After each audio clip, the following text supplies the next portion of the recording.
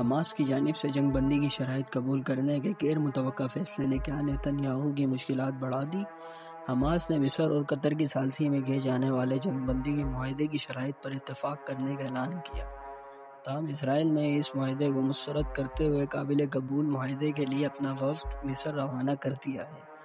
دوسری جانب حماس کی جانب سے جنگ بندی کی شرائط رضامندی کا اعلان سامنے آنے کے فوراً بعد اسرائیلی فوج نے رفح کے مشرقی حصے میں مخصوص اہداف کو نشانہ بنانے کا دعویٰ کرتے ہوئے کہا ہے کہ تازہ ترین حملوں سے قبل انہوں نے فلسطینیوں کو علاقہ خالی کرنے کی ہدایت جاری کی، جس کے بعد ہزاروں لوگ رفح کے شمال میں واقع اس حصے کی جانب منتقل ہو گئے جس کو اسرائیل نے ہیومینیٹیرین ایریا کا نام دیے رکھا ہے۔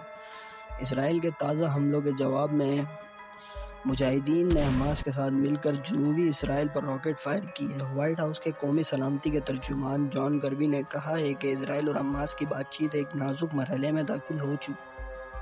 امریکہ بھی چاہتا ہے جنگ بندی ہو جائے۔ حماس نیتن یاہو کو مسلسل دباؤ میں رکھا ہوا ہے۔ جنگ بندی کا مطلب یہ ہوگا کہ اسرائیل نے مکمل فتح حاصل نہیں کی، وہ مکمل فتح جس کا وعدہ وزیر اعظم نیتن یاہو نے اپنی عوام سے کیا ہے۔ اسرائیلی یرغمالیوں کے خاندانوں کی نمائندگی کرنے والے ایک گروپ نے حکومتی مذاکرات کاروں کو پیغام بھیجا ہے کہ وہ حماس کے معاہدے پر دستخط کیے بغیر واپس نہ آئیں۔ میں ہر رات یہاں یروشلم میں احتجاج کرنے والوں کو دیکھتا ہوں جو بینرز لہراتے مطالبہ کرتے ہیں کہ انہیں گھر لے